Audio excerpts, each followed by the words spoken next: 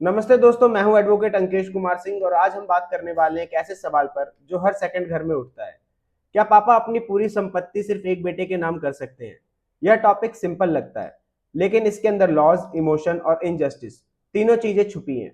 आज मैं आपको डिटेल में समझाऊंगा कि प्रॉपर्टी किस टाइप की है, किसका क्या हक बनता है और कोर्ट का क्या स्टैंड होता है। चलिए एक रियल लाइफ कहानी से शुरू करते हैं।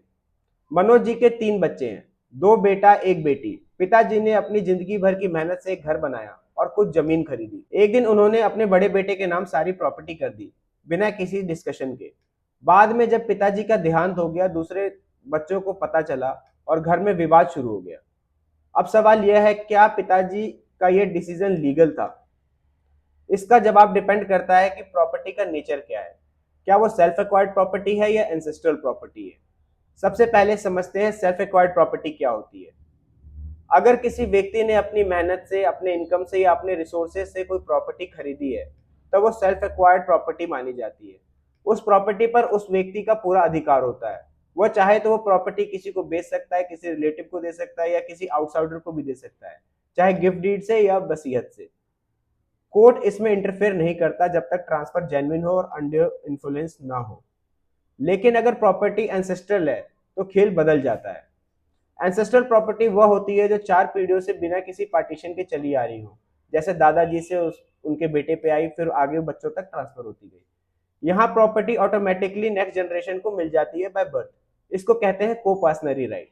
तो अगर पिताजी के पास एंसेस्ट्रल प्रॉपर्टी है, तो वो चाहे तो किसी भी एक बच्चे के नाम पूरी प्रॉपर्टी ट्रांसफर नहीं कर सकते। हर बच्चे का इक्वल राइट बनता है। और अगर उन्होंने फिर भी किसी एक के नाम कर दी, तो बाकी बच्चे कोर्ट जाकर अपना हिस्सा क्लेम कर सकते हैं। यह बात सुप्रीम कोर्ट ने भी कई बार क्लियर करी है। अब थोड़ा लीगल लैंग्वेज में समझते हैं कि क्या लीगल इंप्लीकेशंस होते हैं। हिंदू सक्सेशन एक्ट 1956 के तहत सेक्शन 6 के अंडर को पासनरी राइट्स दिए गए हैं। सुप्रीम कोर्ट के कुछ लैंडमार्क जजमेंट्स भी हैं। गुरुपद कंडप्पा मखदूम वर्सेस हीराबाई कंडप्पा मखदूम 1978।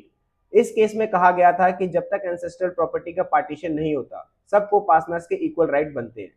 विनीता शर्मा वर्सेस राकेश शर्मा 2020।